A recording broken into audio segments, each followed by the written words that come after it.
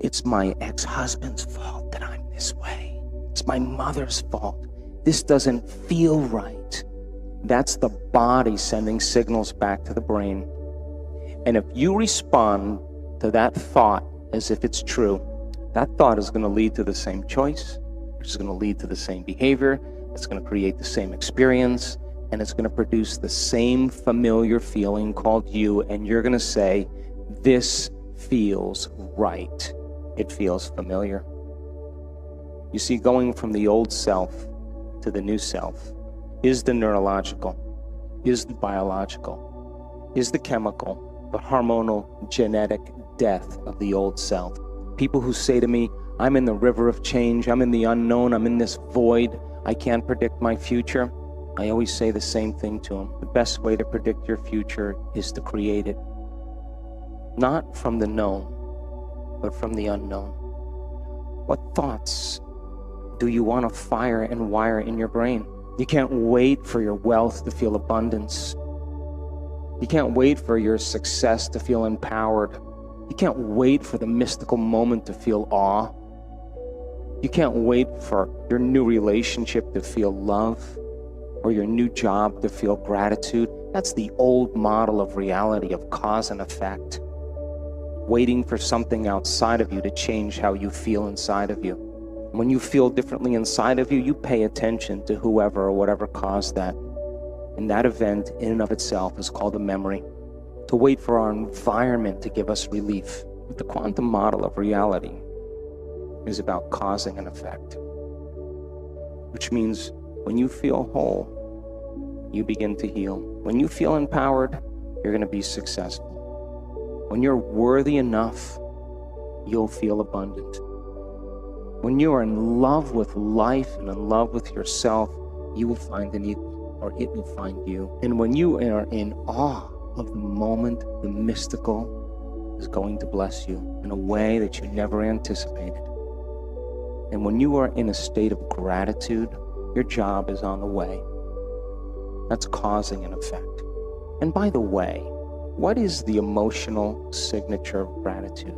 Don't you give thanks when you get something or you receive something? So then, what if you were to begin to give thanks or feel thanks before it manifested? Would your body, as the unconscious mind, believe it's in the future experience in the present moment? Because gratitude is the ultimate state of receivership. And so, we don't pray in our work to have our prayers answered.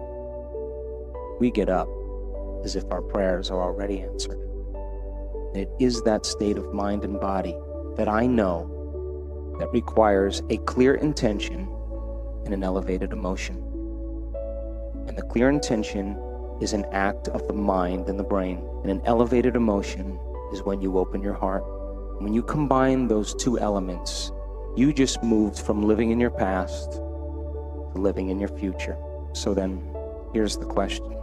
Can you believe in a future that you can't see or experience with your senses yet, but you've thought about enough times in your mind that your brain is literally changed to look like the experience has already occurred? And can you fall in love with a future potential that already exists in the quantum field? And how many potentials exist in the quantum field? Infinite potentials in the quantum field. Can you select a new potential in the quantum field and emotionally embrace that future reality before it's made manifest to such a degree that your body, as the unconscious mind, is believing it's living in that future reality in the present moment, and you're signaling new genes in new ways? If there's physical evidence in your brain and body to look like the experience has already happened, there's evidence there physically, by thought alone. Relax, because the experience is going to find you. But it all begins with you, and it all begins inside of you, and it all begins with your mind, and it all begins with your unconscious mind. For most people, they're going to see lack and limitation, partly because it's already been programmed in them, partly because they're paying attention to the mainstream media. And I tell people a big tip: turn off the mainstream media. And why do you say that? Because it is programming you. It's called programming you for a reason. It's programming you for lack and limitation. It knows your hot buttons. It knows what you're afraid of. It is going to focus on that. It is going to highlight that. And if mainstream news can't find something bad that happened today in London, it'll go find it in Texas. Select the information. You're feeding your brain, you're feeding your soul, you're feeding your unconscious, subconscious mind. Select it with some sort of wisdom and discernment, so you program yourself for this abundant life. So they both exist. You have to have the awareness that when you were growing up, and I don't mean you in particular, your parents probably did not have an abundant attitude. I tell people your parents probably were not enlightened. They were probably not Mr. and Mrs. Buddha. You know, they probably had their own hang-ups, their own programming, their own lack, their own limitation. They downloaded it to you. You were a kid. You didn't know any better. Then you go into the culture, you go into the media, you go into the education system, and it's not programming you for survival. It's programming you for survival. It's not programming you for thriving, for excelling. And so at some point, if you're lucky, you see a movie like The Secret, you read a book maybe by me or one of the other authors out there, you see a show like this, and suddenly there's an aha. Suddenly you awaken and you go, oh, maybe life can be different. Maybe I don't have to see lack everywhere. Maybe I can see abundance.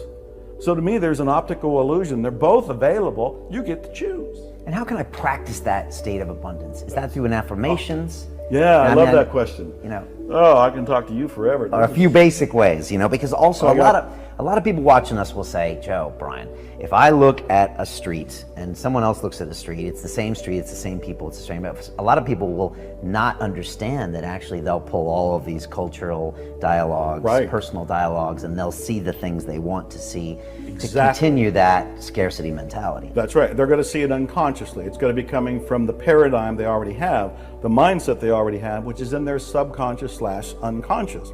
So when they look, they're looking consciously, not realizing what they're seeing is being filtered by the unconscious.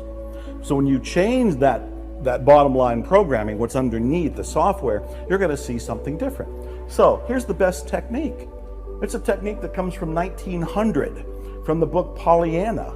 It's called Play the Glad Game. And the glad game is you look for something good. Just start looking for something good.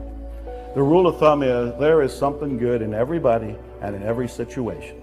And there are some people and some situations that will challenge you. But you've got to focus, you got to look, and you got to say there's something good here. But if you stay with it, you're going to start seeing the good everywhere. That's a simple, easy, doesn't cost anything, begin it right now, way of using a technique to start to move into abundance.